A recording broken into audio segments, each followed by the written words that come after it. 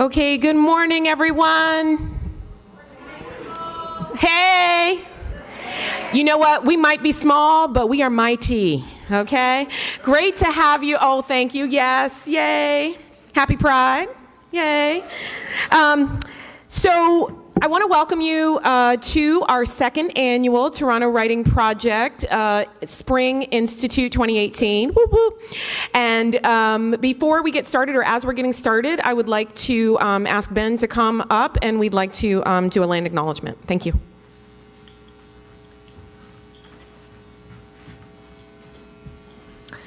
Hey, everyone. We acknowledge the land on which U of T operates. That has been, for thousands of years, the traditional land of the Huron-Wendat, the Seneca, the Mississaugas of the Credit River, and is today still the home to many Indigenous peoples from across Turtle Island. And we are grateful to work on this land. And it's important to acknowledge that and acknowledge the importance of land to all the work that we do. Thanks so much. Okay, so thank you very much. And so as I didn't say, for those of you that I haven't had the pleasure of meeting, my name is Nicole West Burns, and I am the coordinator for the Toronto Writing Project Spring Institute. And it's a privilege to be able to do this for my second year now.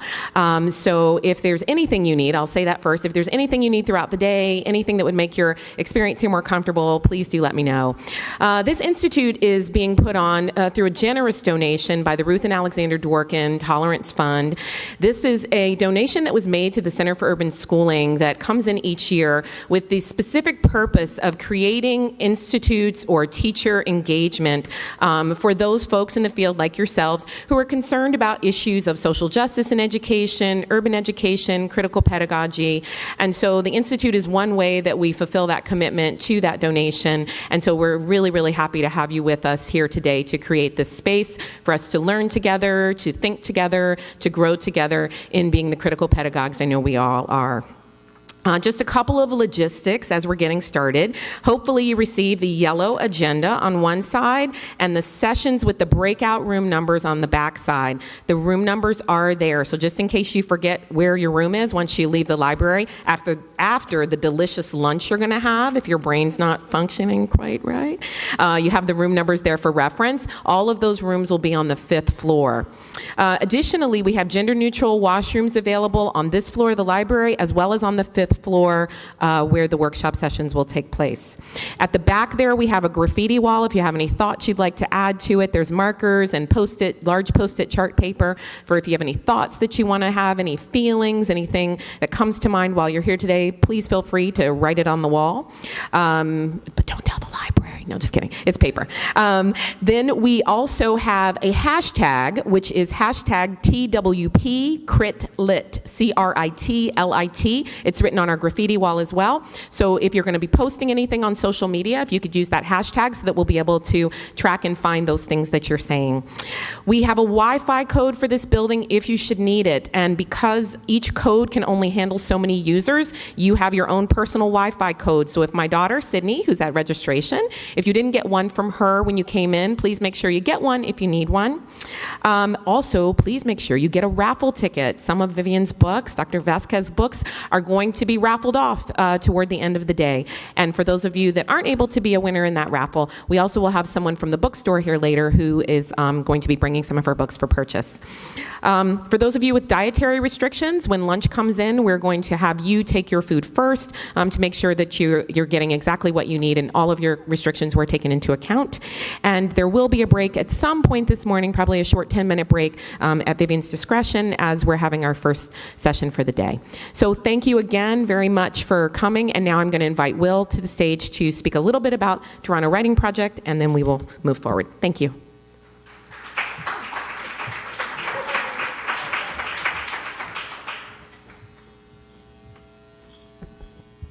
Thank you so much, Nicole.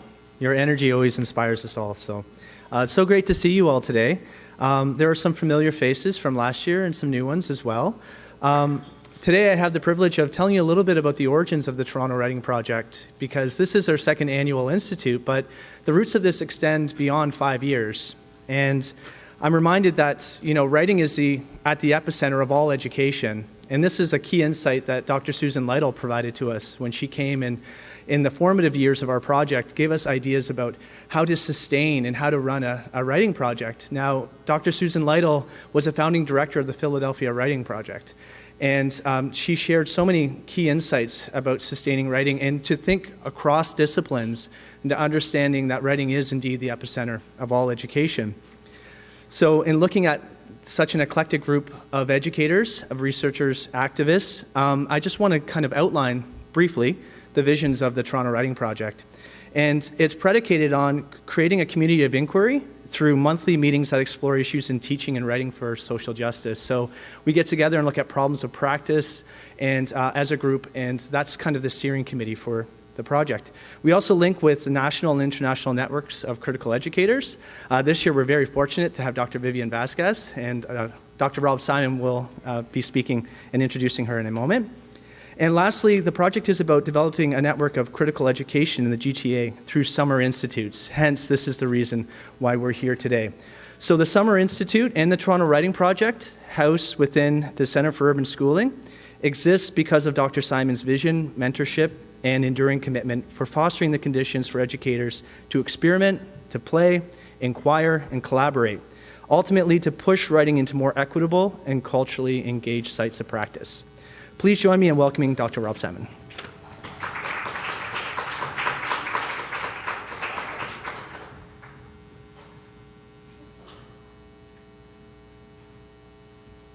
Hey everyone. Do we need this microphone? Is that supposed to use a microphone? All right. For the people in the back. There are seats up front. We don't need any people in the back if you all would like to move forward. Okay. Thank you so much. Well, can we I just want to take a moment just to really thank Nicole especially, but Will and all the members of the advisory committee that have made this possible. Could we please just take a moment to thank them? Because I do appreciate the introduction, Will. It's too kind, and the mention of Susan's work is really important. But the real energy of work like this is from the people that are here daily trying to make things happen, and you all have just been amazing. So I feel very privileged to get a chance to work with you. And I get the happy job of introducing Dr. Vivian Vasquez, who is not only one of the most influential teacher researchers and critical educators in the world, but also a friend. So Vivian is professor of education at American University, which is particularly funny for a Canadian. I'll just let that sink in for a moment. She's worked in the field of education for nearly 35 years in critical literacy and early childhood education, technology, and the arts. But she was a classroom teacher for many years, 13 years, 14 years? 14 years total, including, I think it was 12 years in the Dufferin Peel School Board. And among her many degrees, she received a bachelor's from our institution, though we weren't always as welcoming as we are to you today. So welcome home, Vivian. We're trying to make up for some lost time. Vivian's dedication to teachers in the GTA has included returning every single summer with her colleagues Jerry Harsey and Peggy Albers and Hilary Jenks. And you've been doing this for almost 30 years? Every summer they come up to work with teachers here to imagine critical literacy not just as an add-on into the curriculum, but really a lens through which they view the worlds that they negotiate, and a framework through which they can make sense of those worlds. Vivian's held many appointed and elective offices in scholarly organizations, including the National Council of Teachers of English, the American Educational Research Association, and the International Reading Association, and the Whole Language umbrella. Awards include the James N. Britton Award in 2005, the AERA Division B Outstanding Book. I'm like sweating just thinking about all of this. The AERA Division B Outstanding Book of the Year Award in 2006, and the National Council of Teachers of English Advancement of People of Color Award in 2013. She was the very first recipient of the AERA Teacher Research SIG Dissertation Award in 2004. Most recently, Vivian's impact on early childhood education was celebrated by the NCTE Early Childhood Assembly with a scholarship in her name. I love this. The Vivian Vasquez Teacher Scholarship. In addition to numerous book chapters and articles in refereed journals, Vivian has published 11 books, and these include Negotiating Critical Literacies with Young Children, which is a seminal, which one is that? Which is a seminal work in the field of teacher research, and recently published, I think it was 2014, was its 10th anniversary edition, which we have copies of, and Critical Literacy Across the K-6 Curriculum, which was just published last year. We've shared a chapter from each of these with you, which we hope you all had a chance to access. And as Nicole mentioned, we do have some copies that we're going to be raffling off, so make sure you fill those out, and please fill one out for me.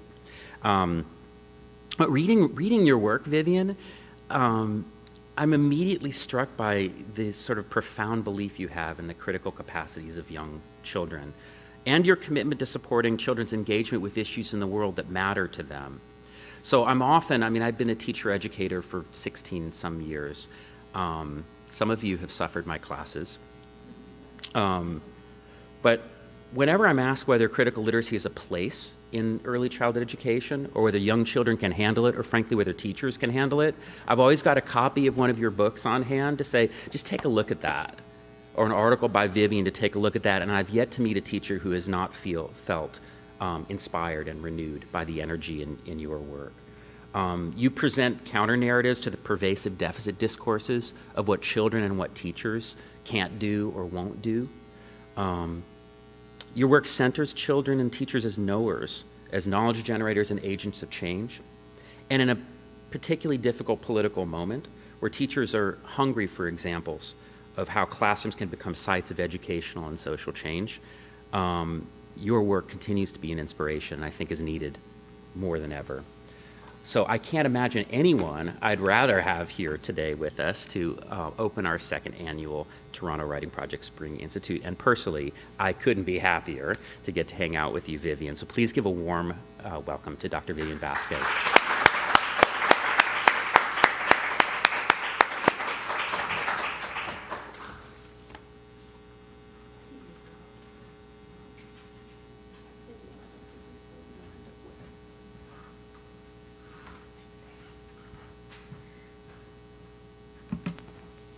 All right, hopefully this will turn on.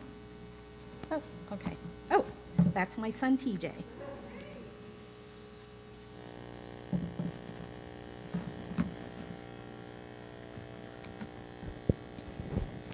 Thank you for that introduction, Rob.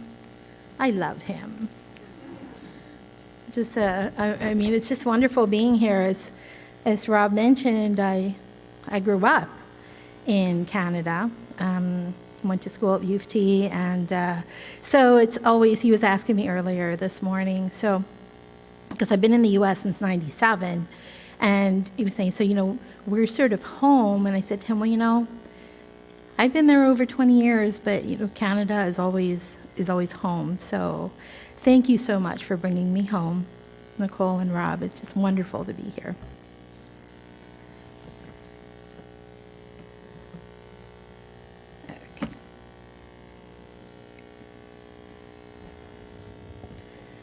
So I thought I'd start with this.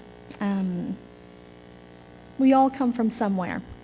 I don't know if you know Bly Frank, but Bly Frank used to always talk about this notion of, we all come from somewhere, and that there's no greater research project than ourselves. Paul and Roselle define artifacts as having physical features that makes it distinct, such as color or texture. It's created, found, carried, put on display, hidden, evoked in language, or worn. It's items that embody people, stories, thoughts, communities, identities, and experiences. It's valued or made by a meaning maker in a particular context as material, as representing culture.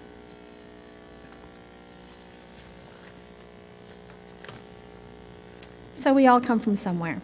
Here, this is just one artifact of my somewhere, which began on the island of Luzon, specifically Manila in the Philippines. This is an image of my sister and my brother and my cousins and one of our nannies. As some of you know, and as Rob reminded those of you who do know, I came to Canada from the Philippines when I was about 9 years old. My parents decided to immigrate to Canada in 1970 in hopes for a better life for my brother and sister and me. So this is a really difficult time in the Philippines, fraught with the threat of a communist insurgency and the proclamation of martial law. In the Philippines, I was part of a pretty privileged class. I went to an exclusive private Catholic school where I had a yaya or a nanny who carried my book bag for me to and from a chauffeur-driven car that brought me back and forth from school all week. Oops.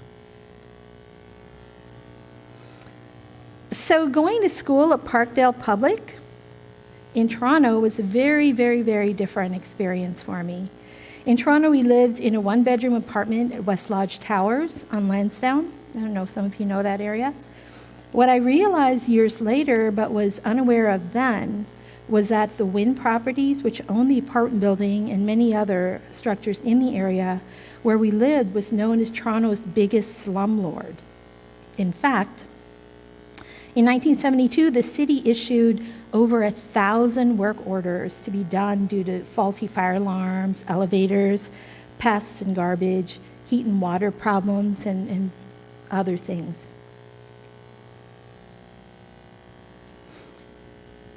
Here's a headline from the Star about the apartment building where we lived, and there was even a book written about the area. I didn't know any of this, until just recently. While at Parkdale Public, our privileged existence was replaced by daily acts of bullying and racism. So for me, coming to critical literacy is framed through experiences such as those I was thrown into by people who didn't have respect for or understanding of those who didn't look like them, and the intersectionality of my life as a minoritized female. I think knowing the position from which you speak is really important because it helps you to better recognize why you do what you do. Naming where you're from, in a sense, also helps you to figure out where you want to go, where you probably should go, and why, or where you're going. So I think just for a couple of minutes, it'd be really useful for you to talk about this a bit, because I think it would be useful for you to frame your time with me, keeping in mind your own intersectionality, so where you live your life at the intersection of social categorizations such as race, class, and gender, and the spaces created by such intersectionalities that either disadvantage and advantage you in particular ways. So just for a few minutes, I'd like you to turn to somebody sitting close to you and try and recall and share an artifact that comes to mind that presents this sort of intersectionality as a way for you to start to think about the frame through which you might consider creating spaces for critical literacy in your setting. So just for a couple of minutes, if you could just turn to somebody sitting beside you.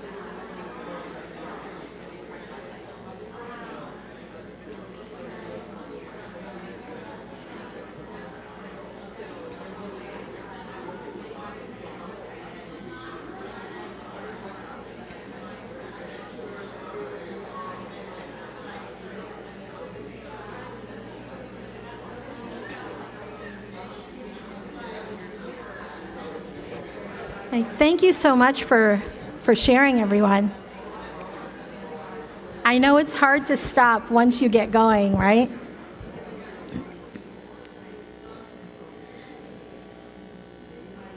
So I won't ask you to share your stories now, with a large group, but I'd love to hear some of them throughout the day. So, catch me during the day. I'll be at the different sessions, and then, this afternoon, I'd love to hear about some of the things that came up in your conversations. These letters represent my first pedagogical experience with critical literacy. They were written by Marianne and Eric in 1993, so it's been quite a while, when I was teaching a combined grade 1 and 2 class. When I revisited the letters, I realized I was engaging in what could be called a naive form of literacy. That is, a form of literacy that protects and maintains the status quo, and in doing so maintains the condition within which subordinate groups are disadvantaged. Marianne and Eric, through the letters they wrote, were attempting to write themselves into a different existence. For instance, Marianne writes, "Dear John Watson, next year I don't want to be in a portable because when it's hot, it's very hot, and when it's cold, it's very cold." And then, of course, there's all kinds of political stuff that you can think about around this with regards to, which schools have sort of all of the portables and which ones don't, and so forth and so on. And what those portables look like. I know, having taught in Deaf and PL for 12 years, there were certain schools that got the old portables and certain schools that got the new ports. So there's all kinds of politics around that as well. Davies reminds us that in learning to read and write, children also learn to exist within the particular authority relations of the classroom. They also learn a different way of positioning themselves and being positioned into the storylines of the worlds they inhabit. At the time, I didn't have the theoretical tools to understand this, and instead treated their letters as examples of learning how to write for a specific audience, rather than writing to disrupt problematic normalized social practices. It was clear to me that I had missed an opportunity for critical literacy because my focus was on helping them participate with text and use text without engaging in the analysis of text. It was at this time that I began to explore ways of using critical literacy as a frame through which to participate in the world. I asked myself, how might I capture my students' interests as they participate in the world around them, and then use those interests as text to build a curriculum that has significance in their lives and that has real-world effects. It was also at this time that I started to construct what for me were key tenets of critical literacy. So I won't go over those with you because I think those are actually part of the chapters that you were given for today. One of those tenets focuses on creating space to understand and analyze the social and political issues in the words and in the world around us, so critical literacy should look different in different places. I thought I'd share this because it's one of those things that, you look at it and it seems so mundane, and yet it's not. This song was one that all the first grade children would sing each morning at the school where Kevin Miller taught. In fact, this was the school in Falls Church, Virginia. In fact, it wasn't just their school, it was all the schools in the area that sang the same song as part of their morning routine. So Kevin was part of a study group of teachers that I worked with from 2001 to 2007. While going through the morning routine one day after singing the weather song, Ronald, one of the boys, pointed out that Snowy wasn't part of the song. At this point, the other children began to take notice of what else was missing. "There's no Foggy," someone offered. "What about Windy?" A conversation then ensued with regards to why only certain kinds of weather are included in the song and who decided what kinds of weather would be included. Within minutes, Ronald and the other children began to deconstruct the song and reimagine a new version for themselves that included their understanding and experience with the weather and the places where they live. Johnson notes, starting with the child's observations rather than the teacher's has many advantages. When children notice things, instruction can begin with a joint focus of attention because the children are already attending. As the children carried on with their project, they shared what they knew about the weather. They started with brainstorming sessions and listed the types of weather they felt should be included in the song. After much discussion, they returned to their list and circled the ones they felt were most appropriate based on their experiences. Some of the children also drew images of different kinds of weather. They also searched through various books and resources in the classroom library for weather-related books, sorting them and labeling baskets to hold the different categories of weather they had imagined. They read both fiction and nonfiction books, fiction to get a sense of how weather was represented in various texts, and nonfiction to gather information on different kinds of weather and their effects. Finally, they talked about how they might go about rewriting the song. After more discussion and agreement, the students decided to use the original song as a foundation for adding on their new ideas.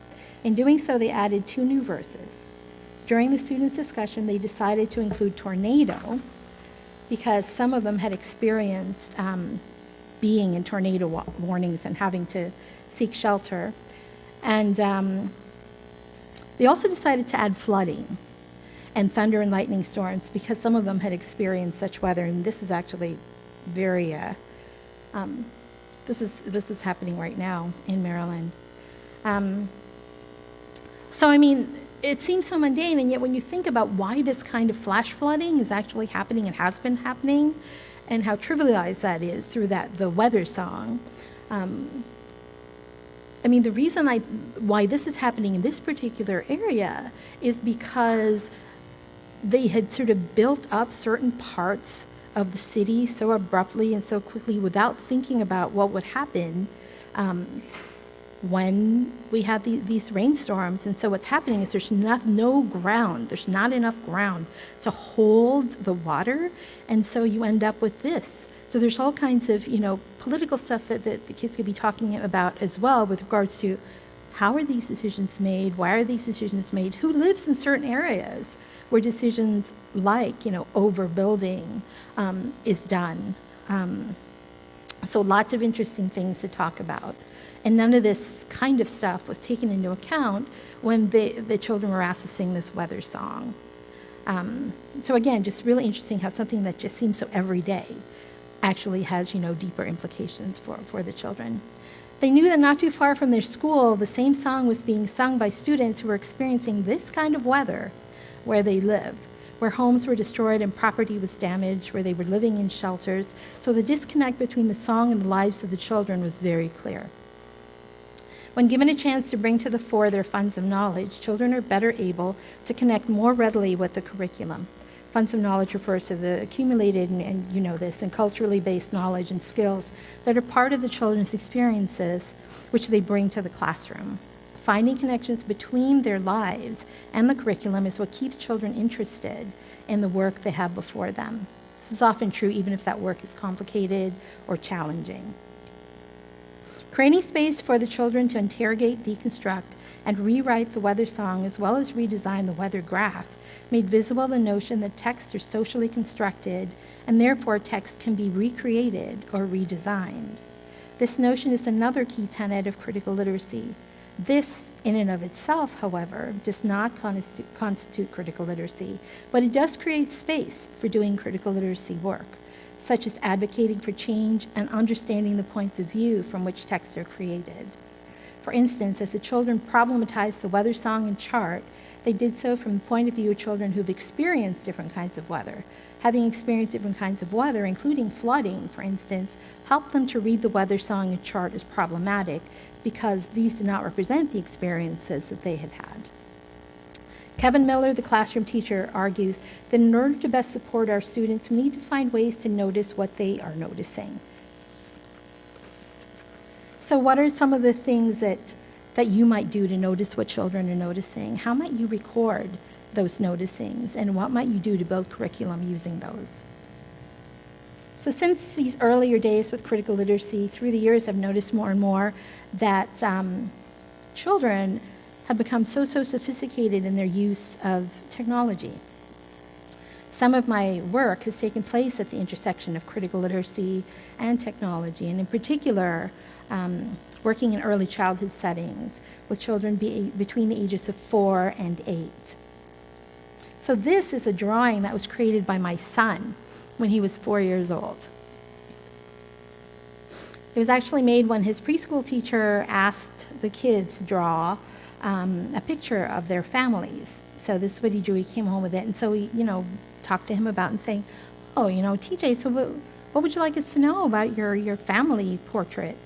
And so he looked at it and he said, well, so that's me over there, by the way. This is my husband, and that's TJ in the middle. He said, well, we're all holding iPod touches. We didn't have them at the time. This is sort of his dream. So we're all holding iPod touches. And so I said, oh, it's so interesting. Our iPod touches have different colored dots on them, right? And he says, well, of course. We have different interests, so we have different apps. He knew more about these at the time than I did. So here he is again.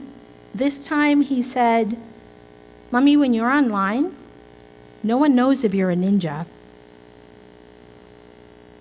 So this to me is a clear demonstration of the ways in which children today are born and quickly introduced into a world in which new technologies and new forms of communication are widespread. They often have a much better sense of constructing and negotiating identities in these online spaces than we imagine. The result is the ability to participate in the world with new ways of thinking, being, and doing, which impact their lives at home and at school. These incidents, along with many others like it, generated a curiosity as to the role of technology and what it could play in creating spaces for critical literacy. When dealing with technology, I think we need to explore what the technology available to us affords the work that we do. So we need to think about what the technology affords the work that we're doing. And by that I mean, tech use should not be about technologizing our work for the sake of using technology, right? So if there's something that you can do that you're already doing without the use of technology, and technologizing it just kind of makes it move faster or look cooler, then you probably need to sort of rethink what that piece of technology affords the work that you're doing. So this was true during the days when technology consisted primarily of record players, tape recorders, and films on reels. It's what I learned to use that in Teachers College. That's how old I am. So, oops, my slides are a little messed up here. All right, let's see. They're doing a little dance. Okay, so this next story that I'll share with you unfolded in a junior kindergarten class that I was teaching some years ago. I'm sharing it here because the underlying messages of this story remain important to this day. So what happened was we were having the French cafe at our school. Do you still do French cafes in your schools? So we did this every year. It was a JK to 8 school. So we were having this French cafe, and so the morning announcement came on, and there was this welcome guests to our French cafe. And so my students immediately were wondering when we were going to go. And so I said, well, actually, we're not going, because the junior kindergarten, senior kids, the kindergarten kids didn't get to go to this. It was grade 1 and up. And so they said, well, what is it? And so I explained to them what it was, and they could not believe that they were not invited to this event. And so they started to theorize about this, and they said, you know what? Everybody's probably going except for us. So I said, well, how can you find out? And so one of them created this data sheet. So this is a data sheet. They're going to collect data using this. And they stood at the classroom door, and as classes were called down to the French cafe, they would check off, so grade 1s down to the French cafe, so check, grade 1. Grade 5s, check, grade 5, so forth and so on. When no more classes were being called to the French cafe, this is what their data sheet looked like.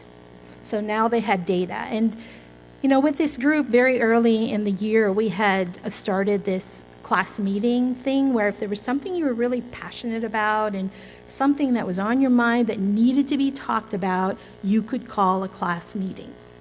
So, the kids who did this data collecting, all of a sudden said, we have to have a class meeting. And they were going to share out the data and, show to everyone that, see, we were right.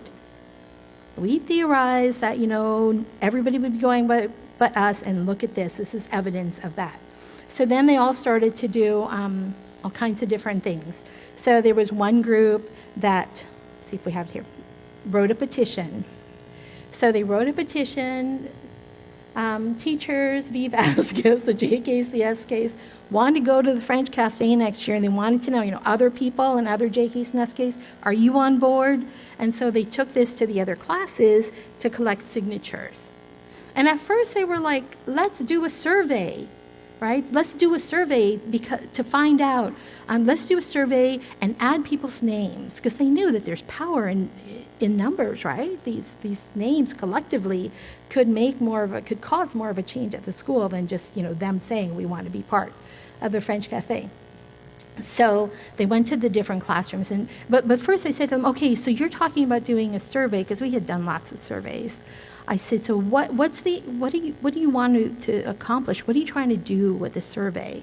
And so they said what they wanted to do was they wanted to show the people who organized the French Cafe that lots of people wanted to go. So they wanted lots of names on this page. And so I said, okay, so let me talk to you about petitions, because there's like petitions and then there's surveys. And so I told them about, the differences between each one. And they said, okay, so that's what we want to do. We want to sort of petition to be invited to participate next year. So that's what they created. And this is what it looked like. I mean, one of the things I think that we always need to think about is how do we put on offer more powerful discursive practices, right? We can all, and our students can only ever speak using the discourses for which we've had access or that has been made available to us. So how do we put on offer more powerful discursive practices? So off they went, they collected all of these names, but one of the other teachers came to me later in the day and she said, your students wouldn't leave the room until she and her assistant signed the petition also. So they just stood their ground. And they know, adults, and that helps. Another group decided they were going to do a speaker's corner tape. So I know there's no more speaker's corner, right? But, way back then, this is part of what you see on TV, the little, speaker's corner snippets on TV. So they knew about this stuff. So earlier in the year, they had wanted to have a speaker's corner in our classroom. And so I had a tape recorder and I got some blank cassette tapes, showed a couple of them how to run it, and then they taught the other kids. So basically, our speaker's corner was an opportunity for them to record things that were weighing on them, things that were on their mind, and then we would label them, and if you wanted to hear sort of people talking about different issues and topics, you could listen to these Speaker's Corner tapes. So one of them said, we need to do a Speaker's Corner tape about this French Cafe. And so a group of them did. And this is what they did. Oh, I better turn this up. Today, there's something going on in the gym, and we want to know why aren't we invited, because only the grade 1s and grade 2s can go. So that's not fair to us or fair to anyone. And maybe on the next, maybe on the next party we can, maybe on the next party we can have it at our class. But we figured out something. If we have dances here, they won't have dances there. And if they have dances there, we won't have dances here. And that's not fair to us or to the whole world, because we don't get to go. Maybe they don't understand.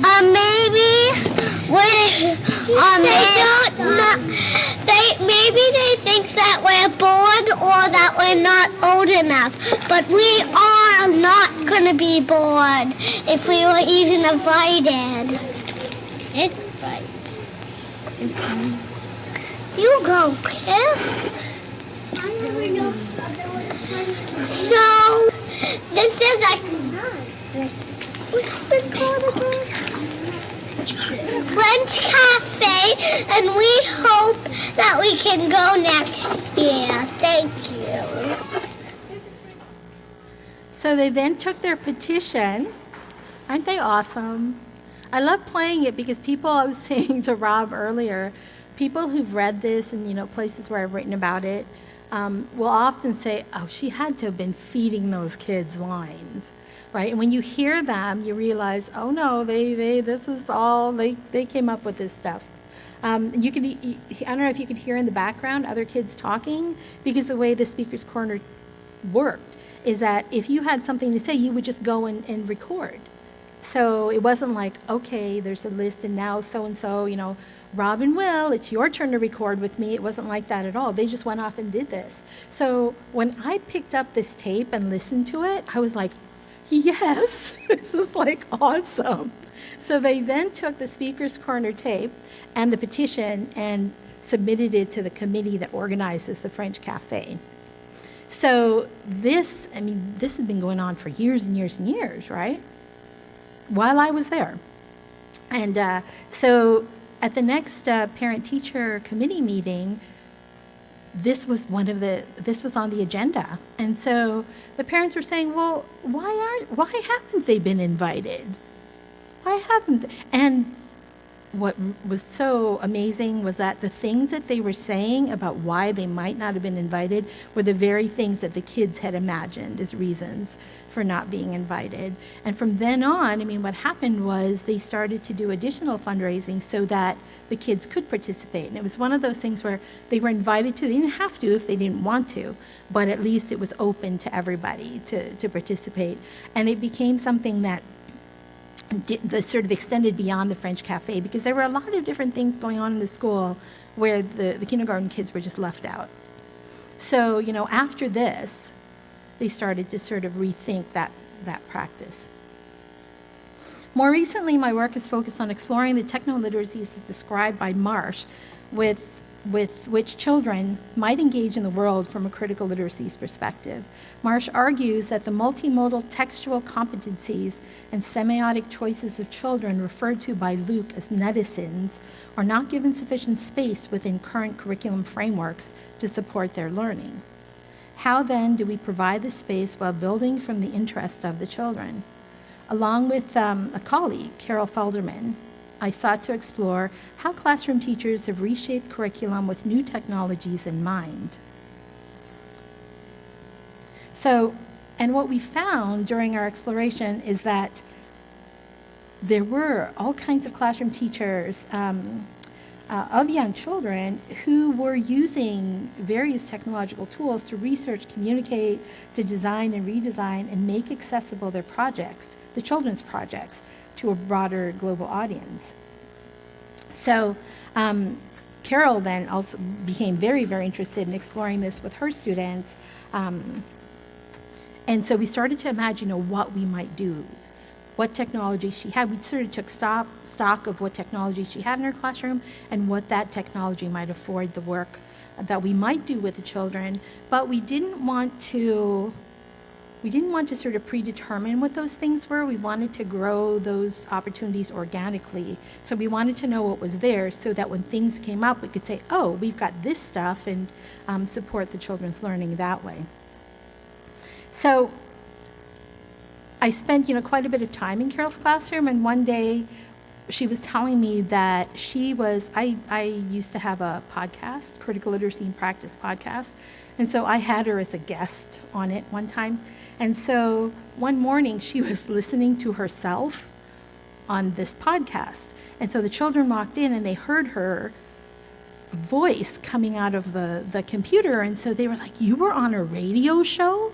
They were intrigued. And what is that? And so she said, oh, that's Vivian's podcast. She asked me to be a guest. And so that's why I'm on there. And so they were very interested in, what is that podcasting?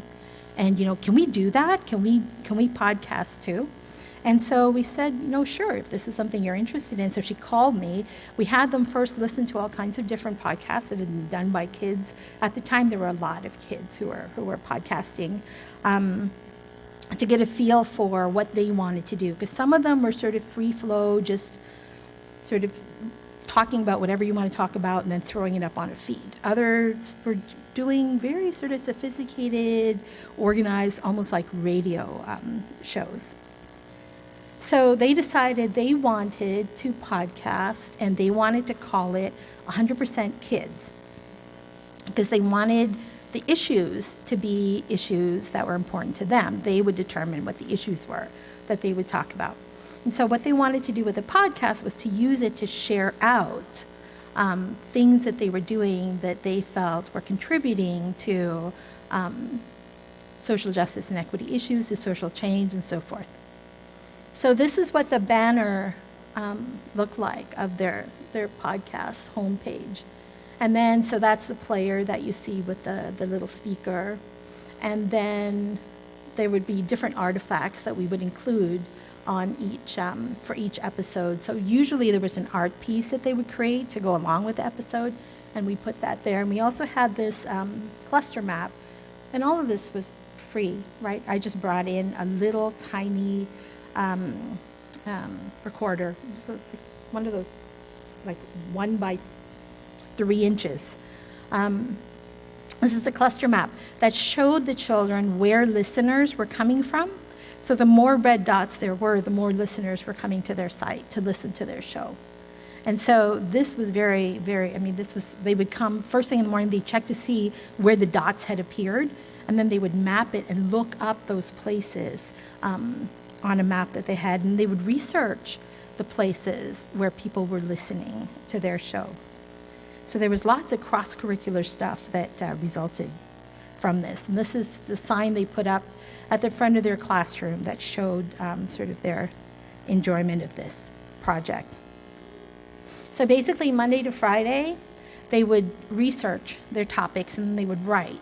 And they, what you see there with that reddish-orange paper is they decided on what different kinds of episodes they wanted, what segments they wanted for each episode. So they wanted, an intro, they wanted an art piece, they wanted sort of a, sort of an events thing. They wanted, there were lots of different things that they wanted. And then Carol laid it out like this for them in the beginning because it was an easier way to visualize what their show might look like.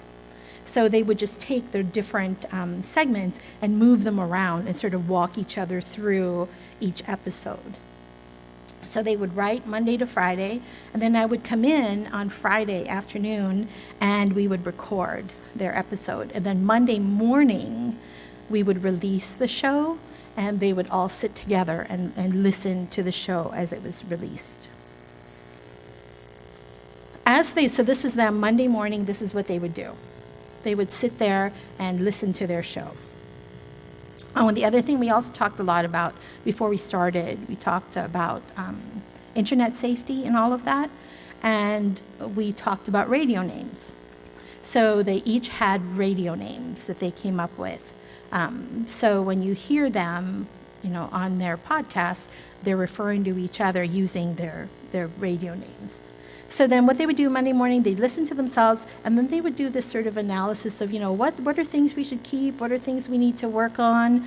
And then at one point they thought that episode was too heavy. We have like a couple of episodes that were just too heavy. We need to break it up a little. So they decided they were going to include a joke segment. So they learned how to use the different little sound bites to include in their joke segment. So that way it would sort of, they were thinking that they were going to be, a little kinder to their audience that way.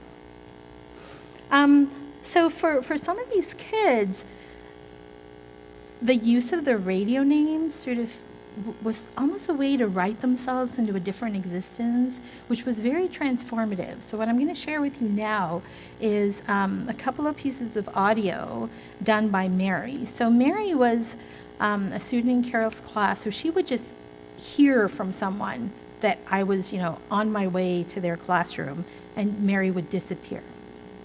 She didn't want to have anything to do with me. And Mary literally lived her life on the periphery of the classroom. So where you saw the kids all gathered together on Monday morning, Mary would kind of be somewhere on the edges, if in the room at all. And she had been labeled with all kinds of different exceptionalities and so forth. So she didn't want to have anything to do with this podcasting. But then one morning, as the kids are listening to themselves, she sort of really tuned in. She hadn't really been paying attention to their podcast. She tuned in, and she was so impressed at hearing her classmates on the podcast that when I walked in the classroom that afternoon, she said to me, "I want a podcast." So I said, "Sure, of course, you can do this." And so she said, "I'm going to be queen." Right? She wanted to be queen. I said, "Oh, queen." So she said, because that was a name that her mom had given to her that made her feel special. So she was going to be queen. And so we talked about, well, what would you like to contribute to the podcast? And I talked to her about the recorder and how, you can record 150 times over and over and over again. And then you choose the parts you like, and that's what we include. So she decided she wanted to talk about the art piece. And she wanted to say, "We hope you like our painting of the world." So this was really a challenge for Mary. So we had to record for about 20 minutes, and she just kept, she enjoyed the fact that she could re-record, and so she kept saying again, until she got it the way that she wanted it to be. So I'm just going to play that bit of audio of her part in this particular episode. We hope you like our painting of the world. So did you hear how it was kind of chopped up a little bit? So that was because we couldn't get the whole sentence in one shot. So literally what my husband did for us was he took each word from the 20 minutes of audio. He spliced each word together to create her sentence. And so, it was not even, 2 seconds of audio, and it took, I don't know how many minutes splicing that together. But Monday morning, here was Mary's debut on the podcast. And her piece, she knew her piece was coming up. And you could see her, sort of starting to move in. And she heard her audio. And I get shivers just thinking about what she looked like. It was like she was astounded. She was just so thrilled. She was relieved all at the same time. And, Mary moved from the periphery into the center, and there she stayed. It was that amazing. So then she continued with this whole podcasting thing. Then she was really getting in on the action. So this next piece is Mary several episodes in. And you'll hear her. She'll say she's queen.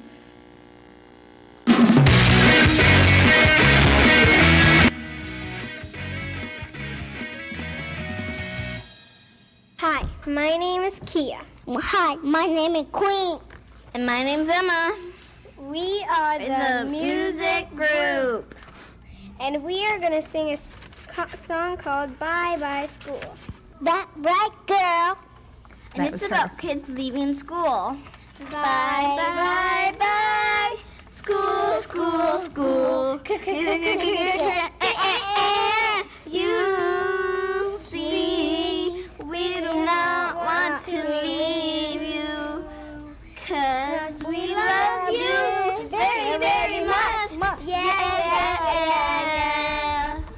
And remember, my name is Kia.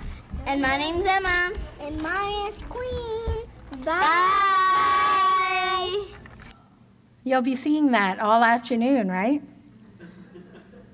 So this was these girls that she wrote this song with were girls that she couldn't even go near them. She was so worried of being rejected by them. And all of a sudden, as queen, she could be this other being, this other person, that eventually the queen part of it dropped and she just became Mary. He was part of the classroom, no longer on the periphery. Also on the podcast, there were a lot of people that would leave comments, and one of the things kids would do was, in the morning they would read to see who commented, and then they would respond to their audience's comments. This is Susie Long from South Carolina. And then I had already told you about looking at, where people were coming from as they were listening to their episodes. We also added Google Analytics to it. So this is really cool because it showed them sort of what languages, for instance, were spoken in different countries, where their show was being listened to, all kinds of data basically about their show, which to them was just a really fascinating and interesting way to learn about, some of these mathematical concepts, all as part of their podcast work. All right, I'm going to let you have a break in a bit. So I just wanted to talk about this next strategy, I guess, or activity. Using the HopOnOff Bus, those tour buses, right? So this is something that I haven't tried with young kids yet, but my son actually did this with me. And basically the idea was thinking about which places and spaces and people are represented by these sort of tourist things that we participate in. So you go to another country, you go to another city, you get on this bus, and there's very certain, perspectives or takes or, versions of the city that you get to see, depending on which tour bus you join, right? So this particular one is the HopOnOff Bus in Toronto. That my son is really interested in the railway systems of different countries and stuff. And so he was looking into the railway, which that's where he is right now, actually, the Railway Museum, close to the, I don't even know what it's called now, the CN Tower. So anyhow, he also discovered that there is a monument built very close to the tower and to the Sky Dome that memorializes the Chinese railway workers who built the foundational, railway system. And so we started to talk about that and talked about then how, on these tour buses, and we looked at 3 different ones, they go by the Sky Dome. They talk about certain things. But they never sort of mention this, but they talk about Union Station and the railway and and all of that, but they never talk about the Chinese workers, right? They talk about Chinatown, but in terms more of sort of food, but not really about the historical contributions made by a lot of these Chinese workers. So we decided, okay, let's do something cool with this whole idea of sort of disrupting or interrogating, sort of analyzing these tourist things. And so we thought postcards. I was saying to Rob, you go to a different place and sometimes you just buy postcards and you write postcards and you send them to relatives or to friends. And so what your relatives and friends learn about the places you've been are shaped in part by the postcards and the images on the postcards that you send them, right? So we thought, okay, postcards, that would be a really cool thing. So then we started to sort of do more research about the early Chinese immigrants into the area and discovered that the first kind of Chinatown, I don't know how many of you know this, was actually on the land where the current Nathan Phillips Square sits. So the earliest Chinatown was in that area, and in fact, the very first Chinese immigrant that came to Canada built, he had a hand laundry place that was right by there, and all of that was sort of taken away when these buildings were erected. So we thought, this kind of symbolically, it'd be cool to take the postcard of Nathan Phillips Square and kind of just like wash over it and create something, a new postcard that disrupts what happened there, that sort of brings to the fore what happened there, brings light to it, and represents some of these Chinese workers. So this is the postcard that he created.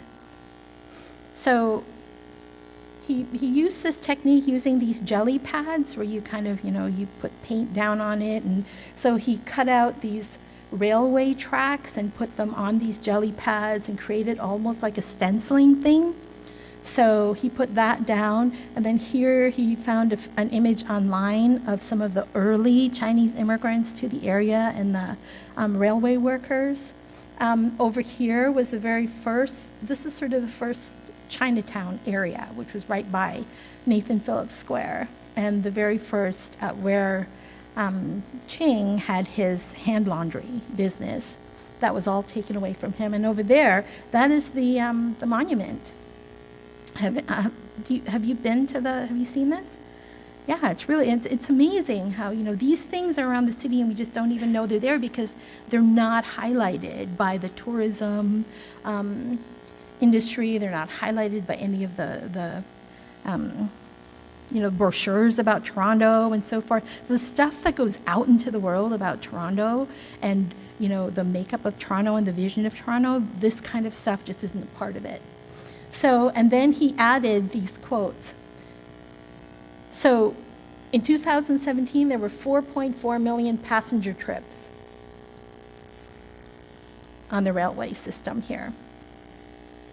And then a quote about the early Chinese workers: with no means of going back to China when their labor was no longer needed, thousands drifted in near destitution along the completed track. All of them remain nameless in the history of Canada.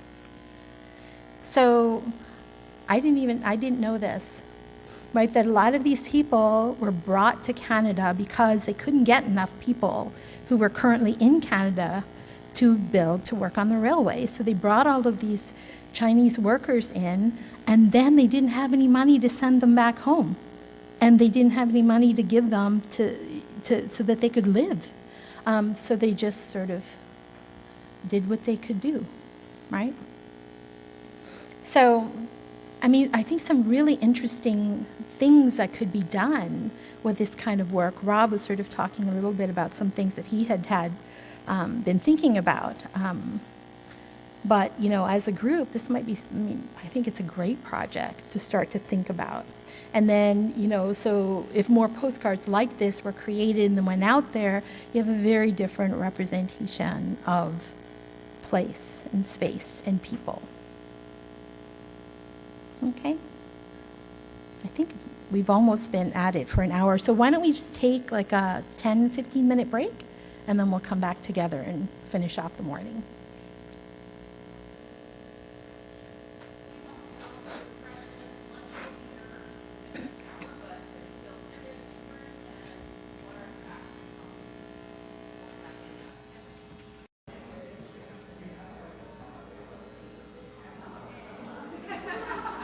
Did everybody see my passcode?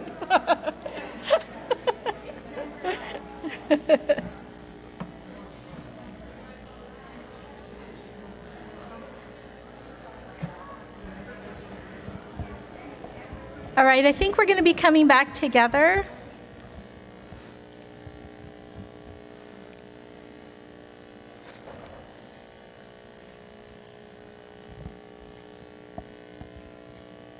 I had to shut off all of my, my Wi-Fi, my Bluetooth, my everything.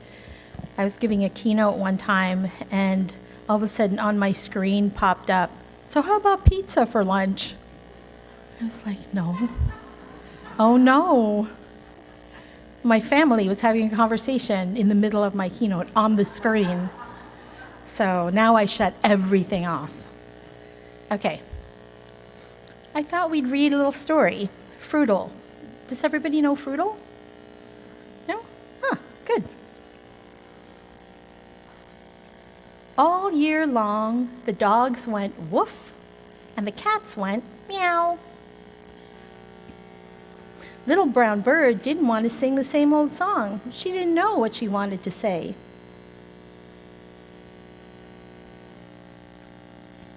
Something silly, maybe. Fruital, sprudel. Crow was not amused. What did you say? And the little bird says, oodle? Uh-oh. And then the dove says, she meant peep. Little brown birds say peep, like doves say coo. So true, we do, says the dove. 6 minutes later, something else slipped out. Tiffle, biffle, just a little miffle. Stop. You are little and brown, and you say peep. But she just said miffle. Olive, anyone, says the dove. That would totally be like my son's sense of humor.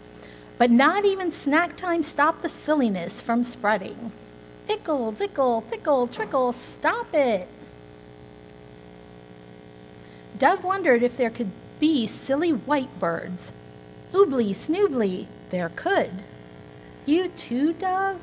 Try it, Crow. Everyone knows there is no such thing as a silly black crow. You too, do something. Well, mind our peeps and coos. Law's cause, says the robin. But little brown bird knew they wouldn't mind them forever, so she wondered, could crows be silly too? Whoopee, said the crow.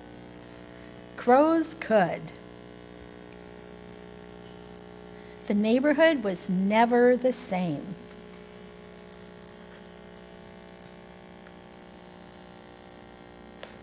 And there's a cat saying schmoodle and the dog saying skerpoodle. So that's fruital.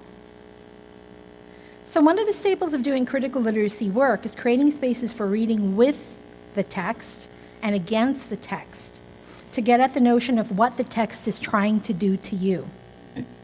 This is based on the premise that no text is ever neutral, all texts are socially constructed, and all texts can be redesigned.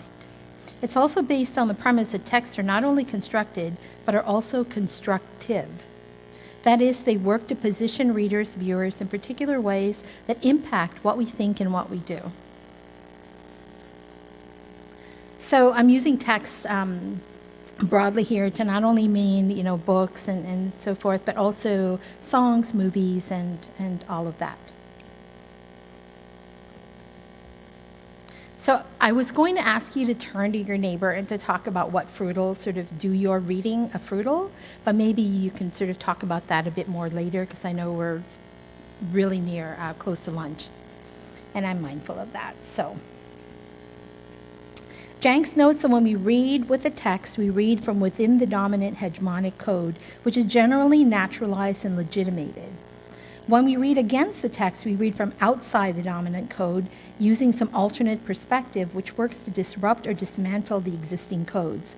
This matters because texts are not neutral or natural.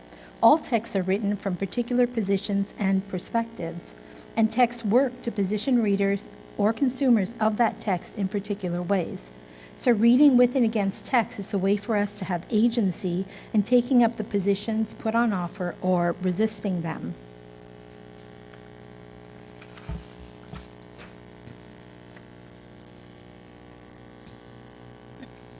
Reviewers of the book have said this about the text, that it's about disrupting monotony, predictability, that it shows it's good to try something new, and that it's good to delight in what-if questions.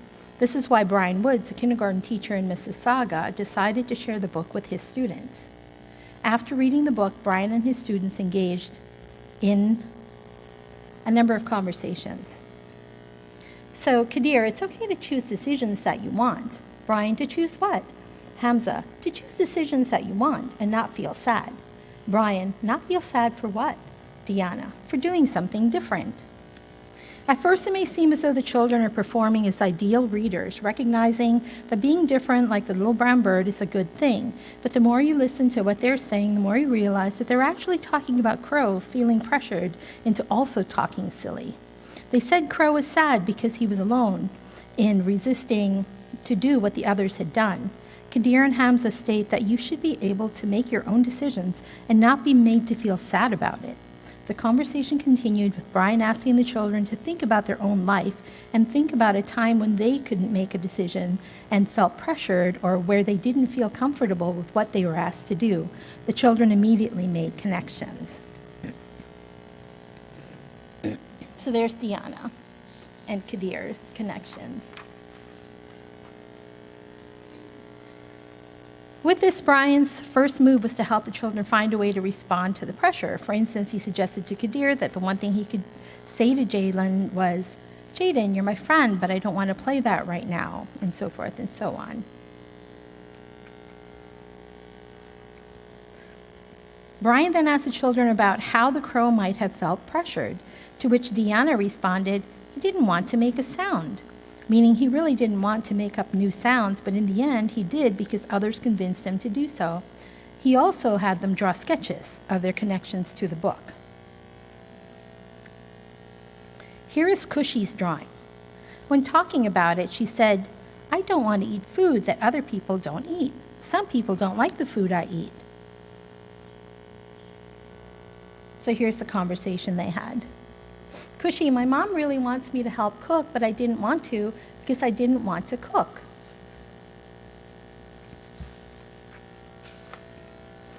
Brian says, "Okay, so your picture is saying two things. One is your mommy wanted you to," Cushy says, "cook." And Brian says, "Cook food, but you really didn't want to, but you ended up helping anyway."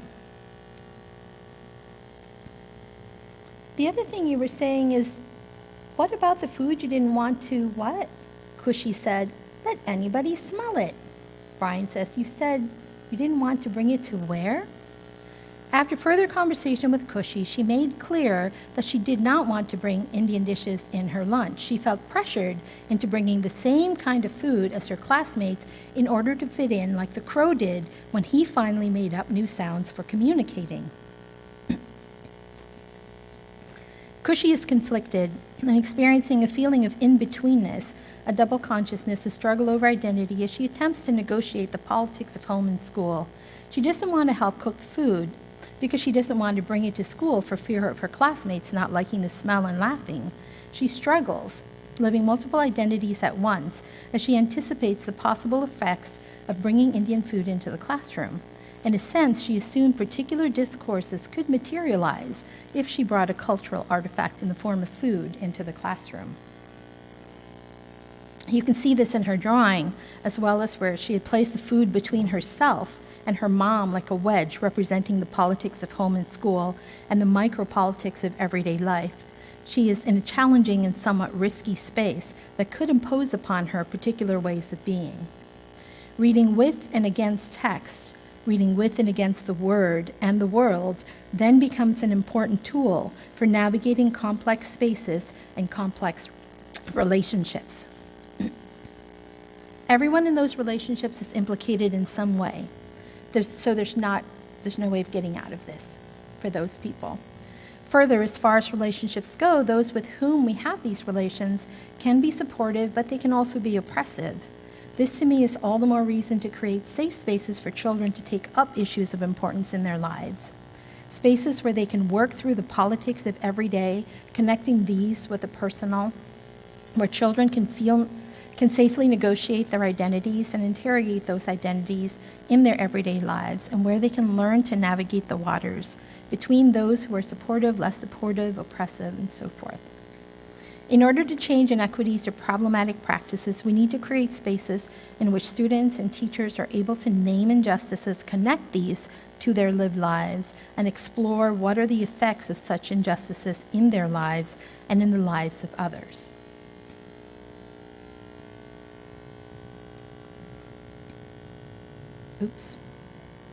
Whereas the reviewers of Frutal read primarily with the text, Brian's kindergarten students read both with and against the text, thereby engaging in a critically informed reading of the text.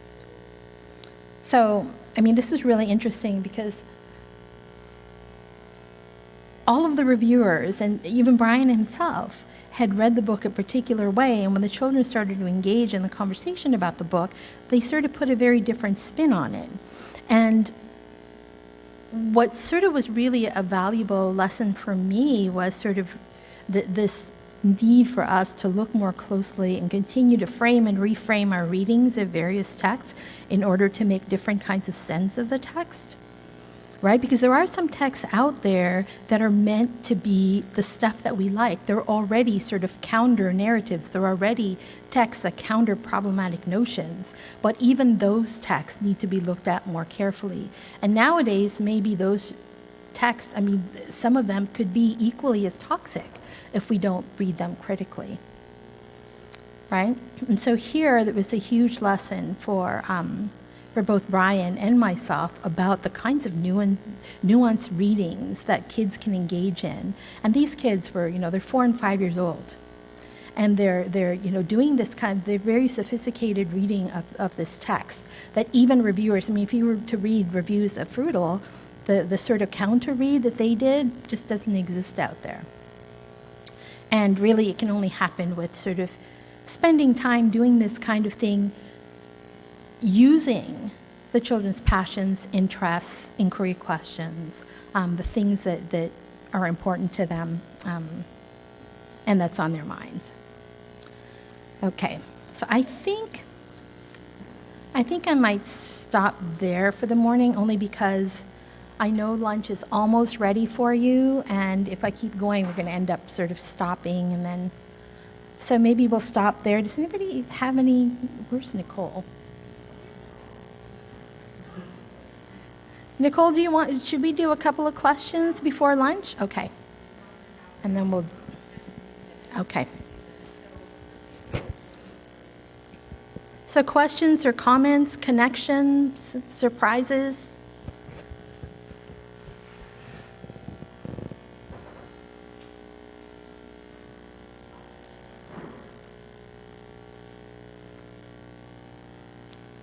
Yes, Rob. I've got so many questions.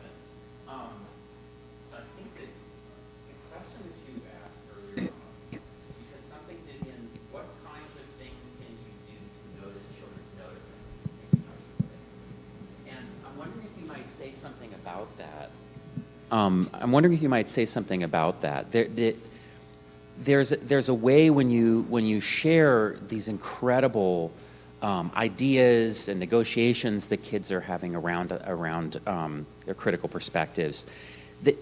Your documentation of this is like very systematic and intentional, your way of sort of inviting them into a conversation, but then also documenting it. Could you say something about what it means to do teacher research about this? Absolutely. So one of the things that that I always had either in a pocket or somewhere on my body were these, just whether it's a little pad or Post-its. I like the Post-its because they're sticky, right? So I always had these Post-its, and then I also had these kind of like file folders that I divided into a grid where the Post-its could fit, and I had each of the kids' names in that folder on one of the squares in that grid.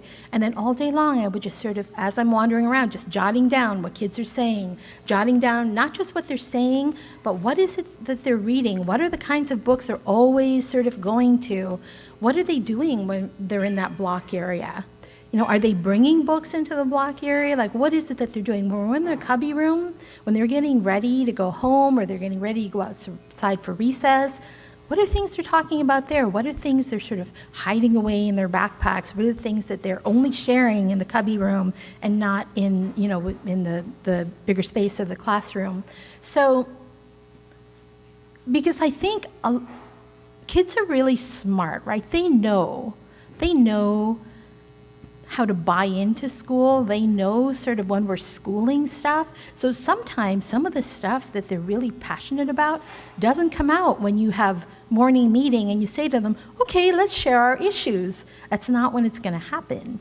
So I think, when I talk about noticing differently, I think we need to notice throughout the day and attend to those little things, and nothing is insignificant. So everything is data.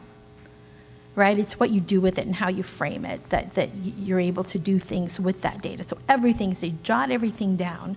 And try not to interpret as you're jotting, because sometimes when you interpret what you're jotting as opposed to writing down what you actually are observing, you miss out on possible underlying issues. Because that's one of the hardest things that with undergrad students or even doctoral students is the first time they go out and they do observations and they come back and they share their observations, and more than likely they'll share interpretations. And so they've already, once you've interpreted it, you've sort of closed it down to other possibilities, other frameworks, other perspectives, right? You're now in a different place with that data. You're starting with it from a different place. So I think, that was one thing that really was very helpful for me. And then at the end of the day, what I would do is take those Post-its and put them in the folder. So it's like I was producing data on each of the children on a daily basis. One of the things that I started to realize when I did that is there were certain kids that I attended to more than other kids. So then I added this other thing at the end of the day where I would go through my class list and I would just go through one name after the other and think about what did I talk about with Philip? What kind of interactions did I have with Rob? What did Nicole and I, did we like sit and chat about anything today? And it helped me to realize sort of who the kids are who are always sort of the center of my attention and who the kids are who are sort of more peripheral. And it made me deliberately attend to all of the children because I was making myself accountable for it, right? And it's just like little things. So there's nothing sort of, no big major, I didn't lose sleep over, how am I going to do this? It was all just sort of a part of every day. And I think that's the thing, is it needs to be part of your everyday. It needs to be part of who you are as a teacher. It can't be, I think I'm going to do lots of observations for the next 3 weeks. And then you sort of, the fourth week, but I'm done now, because now I have some stuff. I think it's just sort of ongoing, always doing it. And the year that I did the audit trail, I don't know if anybody knows about when I did the audit trail, which is I basically took the entire one wall of the classroom and created this visual representation of our learning and thinking over throughout the course of the school year. So what we would do is whatever we were studying, issues we were taking up, we come up with some kind of an artifact to put up on the wall, whether it be a quote, something somebody said, or a question somebody had, or an image from a book, or an image from a newspaper, or we even had a McDonald's Happy Meal up there at one point in time. But that kind of thing, what that did was sort of opened up sort of analysis of that data to the children as well, because they would go back and reflect on, remember when we did this? So that was really different than when we did that. And remember when we did this? Why did we do this way? We should have thought about that in a different way, that kind of thing. And the children were amazing in being able to talk about what they were learning, how their learning was connected in different ways, what their questions were. They would walk anybody who visited our classroom, they would walk them through the beginning of the audit trail all the way to wherever we were. And they would, artifact by artifact, just talk about what it is that they were learning about, what it is they were thinking, how we dealt with it, what we did, so forth and so on. And when they went home, that year especially, parents would say, what did you do? They had lots to say, lots to talk about. And because this thing was so visible, and parents would pick up, or guardians would pick up the kindergarten kids, you couldn't help but see it. So if it's so visible, so basically our curriculum was like visible for the entire year, so that parents would say, oh, I noticed you had that thing up on the wall. What was that about? Why did you have a Happy Meal up there? So we had a Happy Meal up there because the kids were deconstructing the notion of a free toy and how free toys aren't actually free. So they did this analysis of the Happy Meal and a redesign of the package because they read the package and on the package it says not safe for young kids, and they said if it's not safe for young kids, then why are they using it to wrap the toys that they're giving to us? So then they created redesigns of the packaging, and we sent those off. Because that's the other thing, is my contention is always, if you're going to do something, do it for real reasons. So if you're going to write to an author, mail it to a real author. Don't hallucinate stuff. Don't mail it to the character. Mail it to somebody who can actually respond to you in some way. So, do stuff for real reasons, because there's a gazillion things you can do that you can build curriculum from. You may as well make it count in that way, right? Do something that actually makes a difference in their lives, that makes, that's sort of important to them. All of us learn more when we're passionate about what we're learning. So why not extend that passion to the kids? And it's not that hard to do, I don't think. Does that sort of answer your question in a roundabout way? It does. That was terrific, Vivian. Thank you. Just thinking about, Marilyn Cochran-Smith and Susan Lytle talk about an inquiry stance and how important that is for teachers to take up in the classroom. But what an inquiry stance looks like on a day-to-day basis, like what does it mean to actually be attending to and learning from the things that are going around on with kids. It's very helpful to hear you talk about what that process is like for you. So thank you. And I think what's cool too is, how sometimes you hear yourself and your students, or their parents will say, it was like you were at the dinner table with us, because their kids will sort of, well, when you take on that inquiry stance, on a sort of minute-by-minute basis in your classroom, the kids tend to become researchers of their own world as well. They pick up on some of that stuff, and they start to do stuff like that as well. So, yes. Hi. First, I just want to say what an honor it is to be here to hear you speak. Oh, thank you. It makes me want to be back in the classroom, and I'm recording so many things that you say. I think, I wish I could try these out. I'm here now, and I teach literacy, and critical literacy is a core part of our course. And what often comes up, and you are a part of our course as well, so thank you.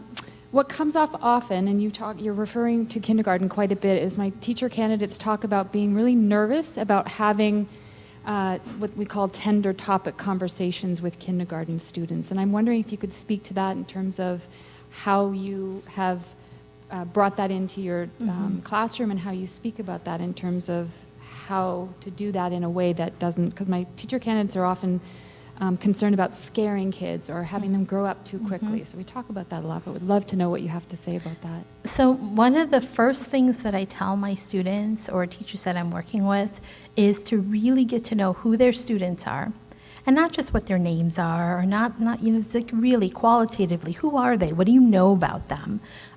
Who their parents are, the people that they're working with in their building, the community that you're working in. So really getting to know your location beyond just, I've got 6 boys and 15 girls, and the usual kind of data that we have on kids before the year starts. And then knowing that already, you have sort of a sense of where you might go and what kinds of things you might be able to take up. So the other and then from there, it's really then going back to what I was saying earlier, which is really sort of picking up on what are those things that are really of importance to the kids. Because there's so many things. And there's no way that you could take up every issue that they raise, right? So depending on how comfortable they are, or this kind of space that they think they might have, they need to sort of really think about then what issues that the kids are raising they might want to build from. So if the issues are coming from the kids, it's not going to be frightening to them because they're actually living those issues already.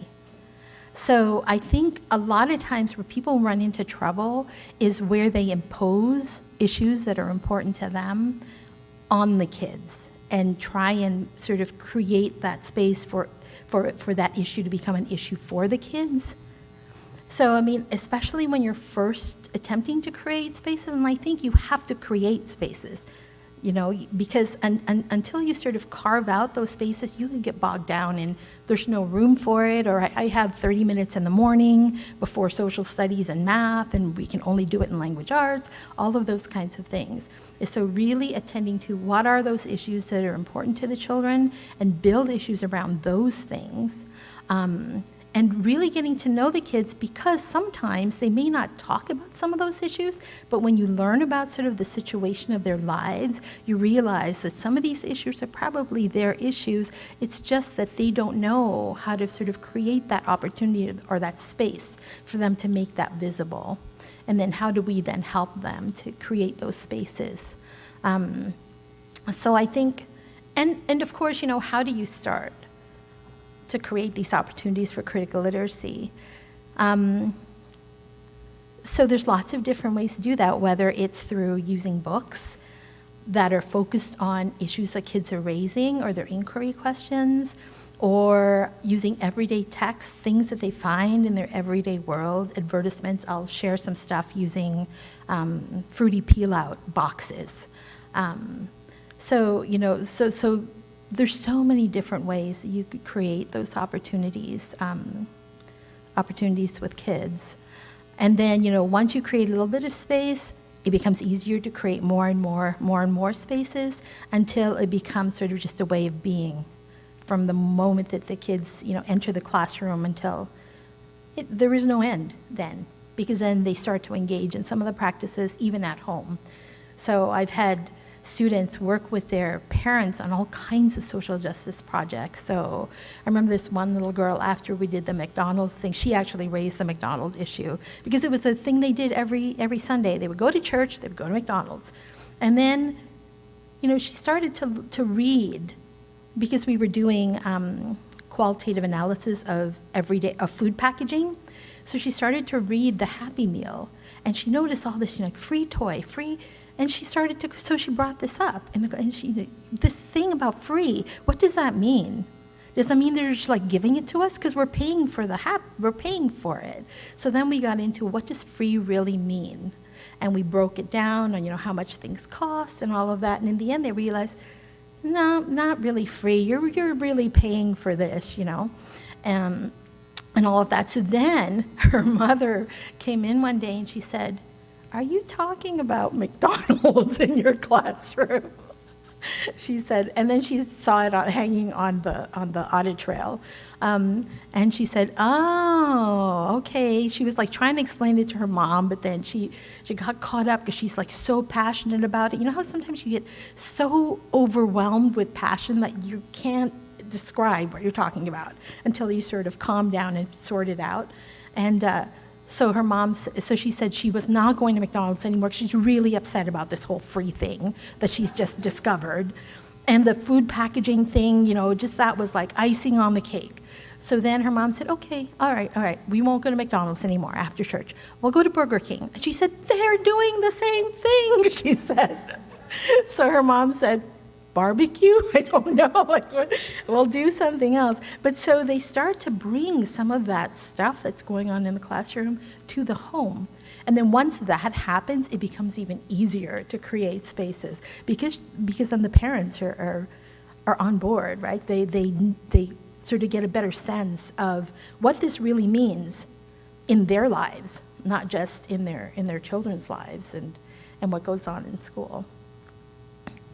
So hopefully that, I tend to talk in circles, right? So you just have to say, "Okay," somebody just wave at me and say, "Enough." Anything else before we break? We'll have another opportunity. Oh, wait. All right, so we're going to have another opportunity this afternoon for Q&A with Dr. Vasquez. Thank you so much for this morning and all of the Thank you.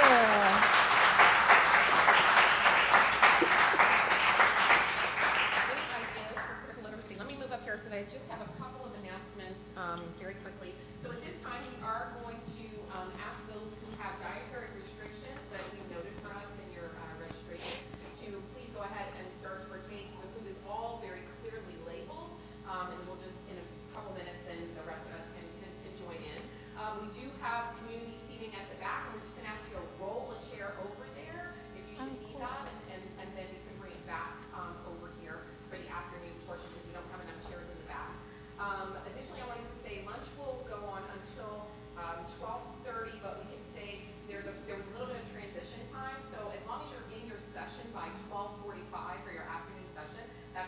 sessions will start. So take as long as you need, but as long as you're on the 5th floor by 12:45,